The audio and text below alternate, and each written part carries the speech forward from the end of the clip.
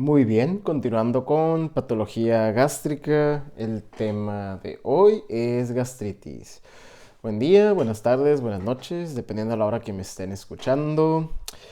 Y recuerden médicos en formación que no tienes que salir de tu casa para alcanzar tus sueños. Ni siquiera puede terminarlo. Este, sí, tienen a un docente, tienen médico y tienen filósofo también. No, pero ya en serio, este, no dejen de prestar atención a todo lo que está pasando ahorita y a su vez permanezcan fieles a su proceso de estudiantes. Bien, entrando a tema después de esa filosofía que no pidieron pero que merecían. Gastritis. ¿Qué significa gastritis? Itis, gastro. Así es, inflamación de la mucosa gástrica. Y antes de continuar, si quieren hacer enojar a un internista, díganle tengo gastritis o tengo síntomas. Vaya, si tienes pirosis, lo confundes con gastritis, ¿no? O si tienes síntomas de erge y lo confundes con gastritis. O díganle que tienen pacientes con gastritis, lo que sea, lo que sea. Pero gastritis es un diagnóstico histológico, ya que para poder ver inflamación de la mucosa gástrica se requiere una biopsia histológica. Entonces, desde ahorita, desde la definición, ya dijimos que el diagnóstico es histológico, o sea, por biopsia. Continuamos. Se clasifica en aguda. Básicamente gastritis, la fisiopatología es bien sencilla de explicar. Es un desequilibrio, es una balanza que se desequilibra entre la producción de ácido y la protección mucosa. O sea, una sube y la otra baja. De hecho, puede ser y o. O sea, puede haber tanto el aumento del ácido como la disminución de la protección mucosa o ambas. Y también hay una variante crónica. La variante crónica se divide a su vez en autoinmune y en la infección de Helicobacter pylori. Para fines de panorama general, la más común de las crónicas es la infección por Helicobacter pylori. La autoinmune, de hecho en general las enfermedades autoinmunes no son muy comunes. Pero bueno, continuamos y empezamos con gastritis aguda. Como bien acabamos de decir, es el desequilibrio entre la producción de ácido y las defensas mucosas. Para poder hablar de gastritis aguda tenemos que saber o hacer un repaso de morfología y fisiología de cuáles son las defensas mucosas del estómago. ¿Cuáles son? ¿Me las pueden recordar? Así es, la producción de moco. ¿Habrá algún buffer que secrete el estómago? Así es, la secreción de bicarbonato. Recuerden que esta es una sustancia alcalinizante. Y la perfusión. De hecho, este tercero es bien importante que lo tengan en mente porque normalmente se nos olvida. Pensamos que la única defensa mucosa que el estómago tiene es la producción de moco y la secreción de bicarbonato y nos olvidamos que para que secrete moco y bicarbonato requiere nutrición o se hace su perfusión. E incluso ya que vieron sus clases de morfo de gastro y revisen la red capilar rica que tiene el estómago, esta red capilar no solo está nutriendo el estómago, sino tiene una función de reabsorción. Son tantos vasitos en el estómago. De hecho, hay una imagen de Netter muy bonita donde se ve, donde diseca únicamente la irrigación del estómago. Y es tan amplia esta red capilar que tiene capacidad de reabsorción del ácido gástrico. Entonces tenemos doble función en la perfusión. Nutre al estómago y además reabsorbe el ácido gástrico. Continuando, los factores de riesgo. Básicamente los factores de riesgo son todas las causas. Si quieren ponerle ahí en sus apuntes, entre paréntesis, causas. ¿Qué me causaría una gastritis aguda? ¿Cuál de las causas de gastritis aguda me puede aumentar la producción de ácido? Solo una. Entonces esa es una manera sencilla para empezar y para recordar. Solo tengo una causa que me puede aumentar la producción de ácido.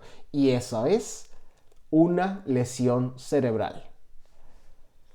Vamos a establecer algo. La inflamación de la mucosa gástrica, si continúa por historia natural de la enfermedad, va a terminar erosionándose. Esto es que se lesione la mucosa, no nomás que se inflame. Y si continúa la historia natural de la enfermedad, va a terminar ulcerándose. Entonces aquí tenemos un paradigma. Inflamación de la mucosa, flechita a la derecha. Erosión de la mucosa, que es daño a la mucosa.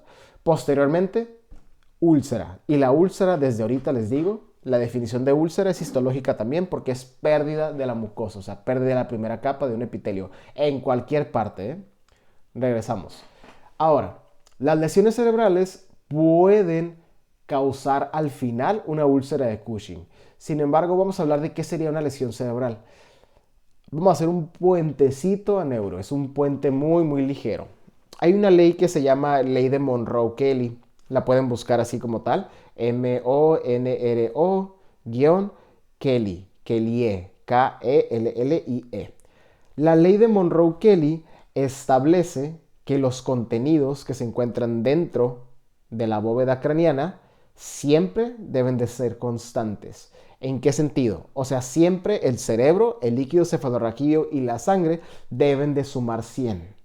¿Qué significa esto? Matemáticamente, si uno aumenta, por ejemplo, si los tres tienen que sumar 100 y la sangre aumenta, ¿qué tiene que pasar con el cerebro y qué tiene que pasar con el líquido cefalorraquídeo? Así es, tienen que disminuir si los tres tienen que sumar 100. ¿Más o menos la idea? Excelente, muy bien. Entonces pongamos un ejemplo clínico. Si tenemos un paciente, vamos a hablar de un paciente pediátrico, un paciente de unos 12 años o incluso adulto, puede ocurrir en cualquiera de los dos grupos de edad, el cual recibe un batazo así con un objeto de metal en la cabeza. Ocurre un traumatismo craneoencefálico, muy probablemente una fractura ósea, independientemente ocurre la fractura o no. Lo más seguro, si es un traumatismo craneoencefálico pues moderado, va a generar un hematoma, o sea, una colección de sangre. Va a haber extravasación en la sangre intracraniana. Y si revisamos la ley de Monroe-Kelly, si aumenta la sangre, de nueva cuenta, si hay un hematoma, si hay extravasación intracraniana, ¿qué va a ocurrir con la masa encefálica y qué va a ocurrir con el líquido cefalorraquídeo? Así es, van a disminuir. Entonces, por efecto de masa, la sangre al aumentar hace que el encéfalo y el líquido cefalorraquídeo disminuyan, se compactan. Y esto es bien importante, porque como no podemos hacer algo más de 100, no podemos, la ley de Monroe-Kelly establece que no puedes, voy a aumentar la masa encefálica para tener un resultado de 110. O voy a aumentar la sangre para tener 110 si tengo espacio. No, siempre los tres componentes deben de sumar 100. Entonces, si un componente aumenta, los demás van a tender a disminuir. Sin embargo, si la sangre es demasiada, por ejemplo en este caso de traumatismo craneoencefálico, la presión intracraneana va a tender a aumentar. Y esto es bien importante para explicar la fisiopatología de cómo puede ocurrir una gastritis aguda. Si aumenta la presión intracraneana, con este ejemplo que le estamos diciendo, imagínense un hematoma cerebral grande que está comprimiendo el encéfalo y el líquido cefalorraquídeo. Si tenemos alta presión intracraneana, se van a estimular los nervios. Un nervio bien importante asociado a la patología y fisiopatología del estómago es el vago. El nervio vago inerva al estómago, así como ya revisaron en sus clases de morfo. Y el nervio vago está asociado a un neurotransmisor. Vaya, cuando el vago estimula el estómago, hay alta producción de acetilcolina. ¿Y qué célula del estómago se estimula a partir de acetilcolina? Esta célula que estoy preguntando se estimula a partir de acetilcolina, se estimula a partir de gastrina, a partir de histamina. O sea, es una célula bien receptible, bien estimulable, ¿no? Por decirlo así. Se estimula por todas partes y por diferentes cosas, ¿no? Pero aquí no estamos para juzgar. La célula parietal, así es. Entonces, en resumen, tenemos una lesión cerebral, tenemos el aumento de alguno de los tres componentes. Y en el ejemplo explicamos el más común, que es el traumatismo, ¿no? Que aumentaría el componente sanguíneo. Sin embargo, piensen, un tumor cerebral, si aumenta la masa encefálica, tiene que disminuir la sangre y el líquido cefalorraquídeo. O una encefalitis. Aumentaría el líquido cefalorraquídeo, va a tender a disminuir, por ley de Monroe-Kelly, la masa encefálica y la sangre. En cualquiera de estos tres casos, meningitis, trauma craneoencefálico con un hematoma intracerebral o un tumor en la masa encefálica, cualquiera de los tres casos van a aumentar la presión intracraneana. Al aumentar la presión intracraneana se van a estimular los nervios que nacen a partir del encéfalo. Específicamente el vago es el que nos interesa ahorita. Si aumenta el estímulo vagal, si se está apretando ese nervio vago y está hiperestimulado, hiperexcitado, por términos de neurología, aumenta la secreción de acetilcolina. La acetilcolina, ¿a quién va a estimular? A las células parietales. ¿Y qué producen como resultado? ¿Cuál es el producto del estímulo de las células parietales? Así es, ácido. Y regresamos a la fisiopatología. El aumento de la producción de ácido puede producir gastritis, puede producir inflamación de la mucosa gástrica. Es el único ejemplo o la única causa de aumento de producción de ácido. Continuando, tenemos varias causas o varios factores de riesgo para generar una gastritis aguda a partir de una disminución de las protecciones mucosas o de los factores protectores de la mucosa. Por ejemplo, las quemaduras. Las quemaduras se consideran como un estado de deshidratación.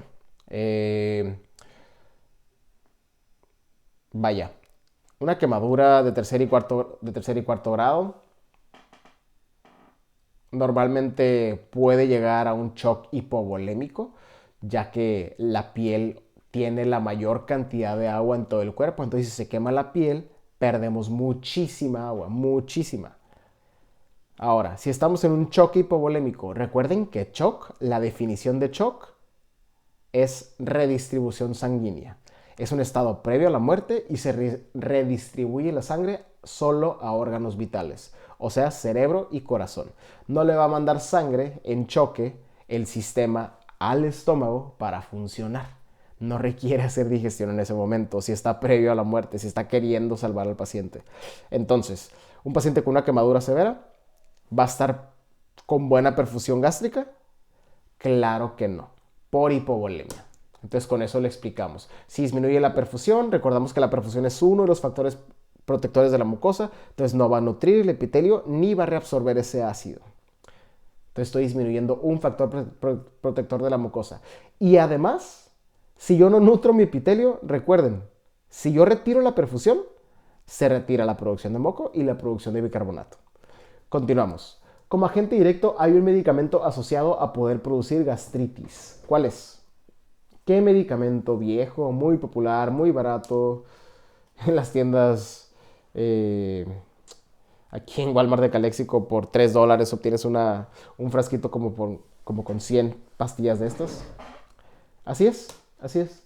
Los AINES, pensando en la aspirina como ejemplo, o el ejemplo que yo quería dar, y tenemos que saber el mecanismo de acción de los AINES. ¿Qué disminuyen los AINES? En este caso es bien importante para que lo subrayen, disminuyen la prostaglandina E2. Y la prostaglandina, si la disminuyen, ¿por qué me produciría gastritis? Ajá.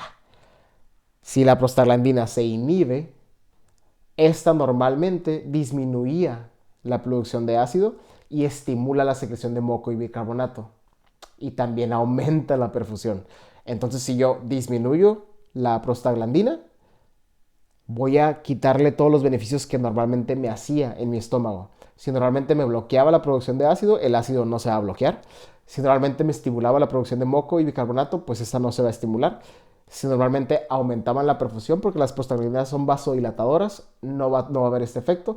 Y voy a básicamente disminuir todos los factores protectores de la mucosa. Quimioterapia. Podemos recordar un poquito nuestras clases de renal. La quimioterapia normalmente son medicamentos altamente citolíticos, o sea, disminuyen la proliferación celular. La mucosa, el epitelio, tiene que estar en constante regeneración, así como los labios, así como la piel, así como varios tejidos tienen su ciclo celular donde se mueren y se regeneran, el estómago no es excepción. Cualquier epitelio se puede regenerar. Si tengo un paciente con quimioterapia, con medicamentos que están disminuyendo la proliferación celular, este epitelio no se va a estar regenerando de manera adecuada, ni va a generar su moco, su bicarbonato, disminuyendo así los factores protectores de la mucosa.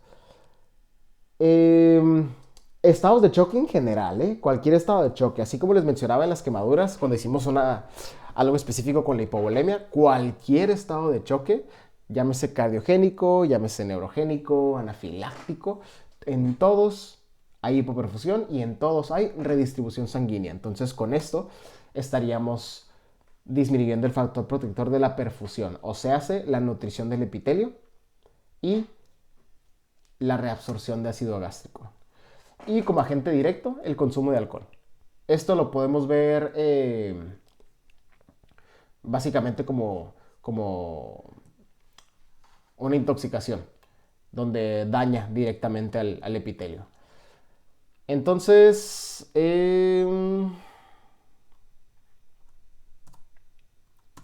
aquí tenemos el paradigma de gastritis que comentábamos anteriormente, pero ahora lo ponemos en texto.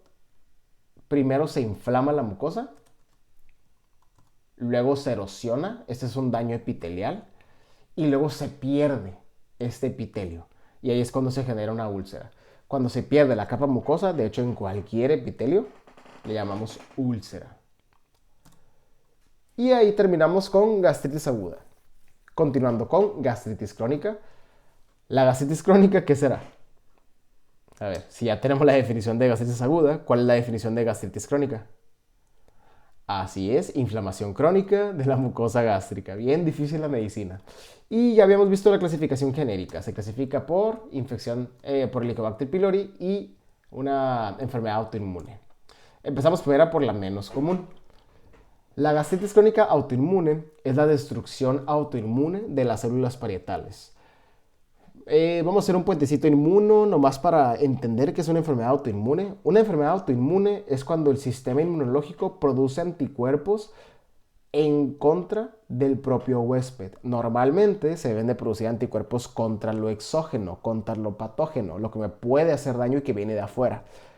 Los pacientes con enfermedades autoinmunológicas, su propio sistema inmune no tiene la capacidad de identificar qué es propio y qué es ajeno y qué es nocivo. Entonces se empieza a atacar a sí mismo. Regresando tema, hay anticuerpos que van a ir a dañar las células parietales. Las células parietales están localizadas en cuerpo y fundus. Y va a haber anticuerpos contra células parietales y también contra factor intrínseco. Esto va a ser bien importante para algo del cuadro clínico, específicamente el anticuerpo en contra del factor intrínseco. Y estos dos pueden servir para diagnóstico. El estudio que se pediría es serología de anticuerpos. Y yo pediría esta serología y si me reportan anticuerpos en contra de células parietales y o anticuerpos antifactor intrínseco, me confirma el diagnóstico para gastritis crónica autoinmune. El cuadro clínico, ahora sí. Esta mucosa va a estar atrofiada. Esta inflamación de la mucosa va a terminar por atrofiar la misma mucosa. Va a haber acloridria o hipocloridria. Esta es la disminución de la producción de ácido. Esto por un daño a las células parietales. Si estoy dañando las células que producen el ácido gástrico, va a disminuir mi producción. Va a haber hipocloridria, incluso puede haber hasta acloridria. Esto va a causar un aumento de la secreción de gastrina por mecanismo de feedback. A ver, ¿se acuerdan que hace poquito explicamos que la célula parietal es bien fácil de estimular? Se estimula a partir de gastrina, a partir de acetilcolina, a partir de histamina. O sea, tiene 3 receptores la célula. No tiene 1, no hay 2. Tiene 3 receptores.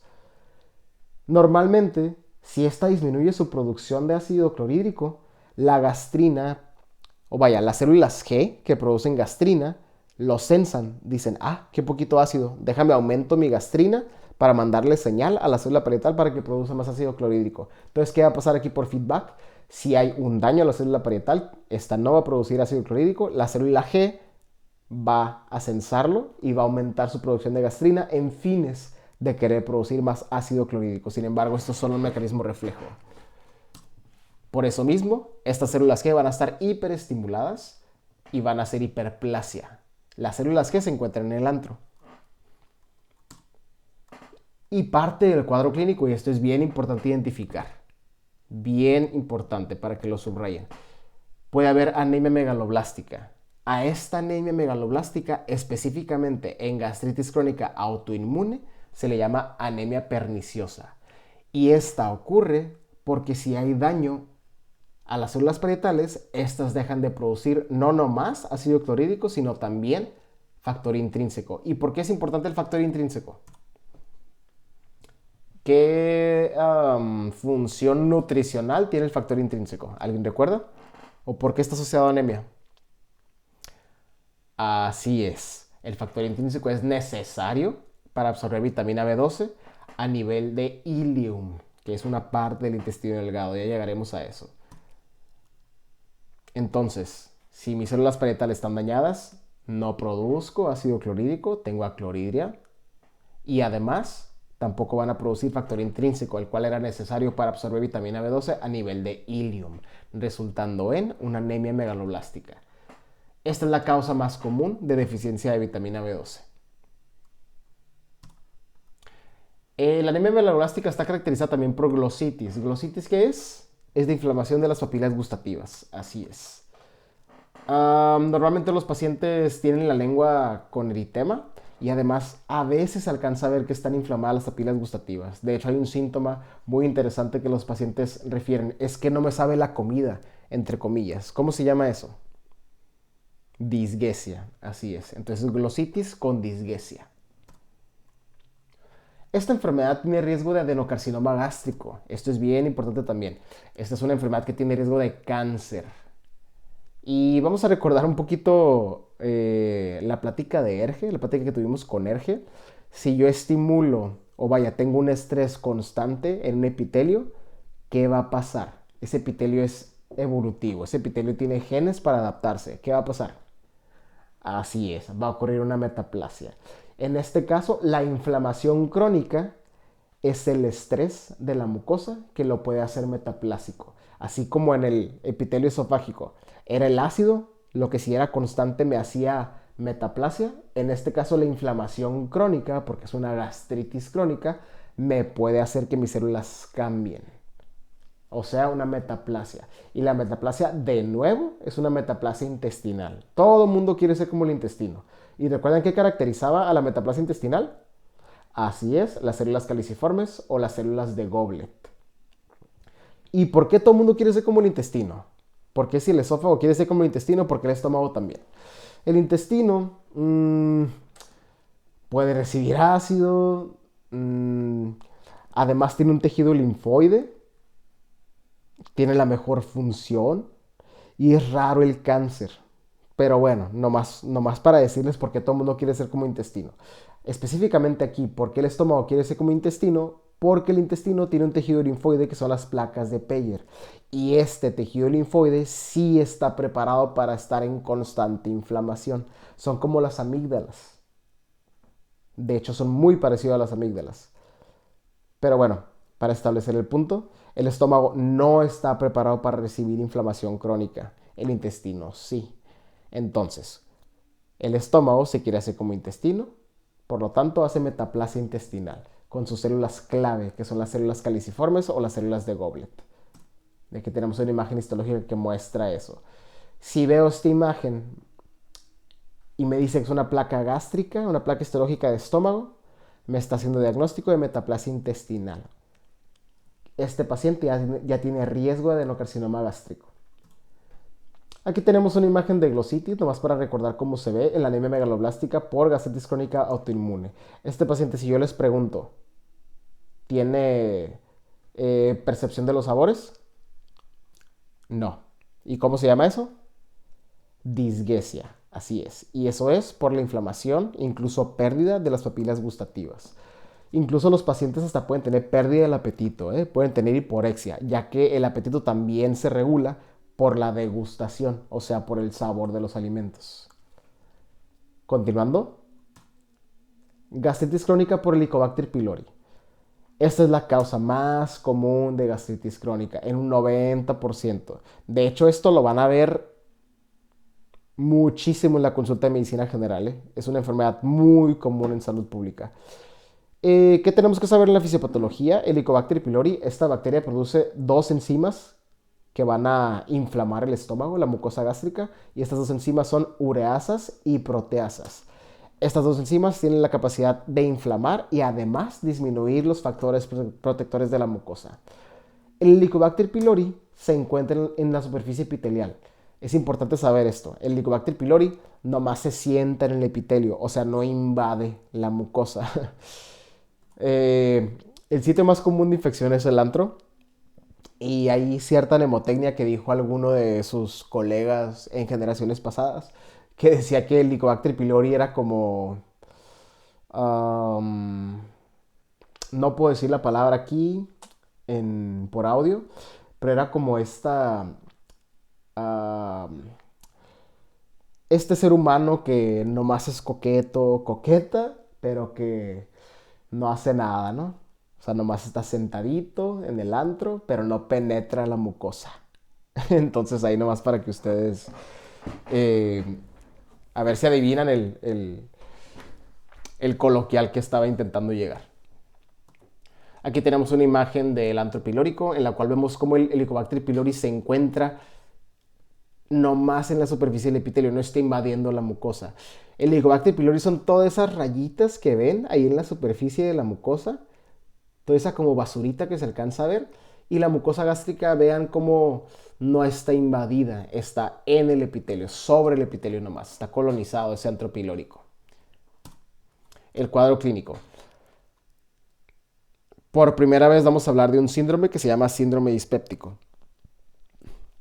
El síndrome dispéptico está caracterizado principalmente por epigastralgia, pirosis, anótenlo porque no está en la diapositiva, epigastralgia, pirosis, sensación de plenitud gástrica, esto es cuando los pacientes se llenan muy rápido, meteorismo, esta es la abundante presencia de gas, flatulencia y distensión abdominal. Tenemos 6 síntomas del síndrome dispéptico y el síndrome dispéptico está presente en gastritis crónica por Helicobacter pylori. Lo repetimos: epigastralgia, pirosis, sensación de plenitud epigástrica, esto es cuando los pacientes se llenan muy rápido, y dense cuenta cómo estos 3 síntomas son síntomas altos. Los síntomas bajos son meteorismo, o sea, abundante gas en el intestino, distensión abdominal y flatulencia. La flatulencia, entre comillas, son los pedos. Continuamos. Este paciente tiene riesgo de ulceración, como toda gastritis. Ya hemos hablado de este paradigma. Se inflama la mucosa, luego se erosiona y luego puede haber ulceración.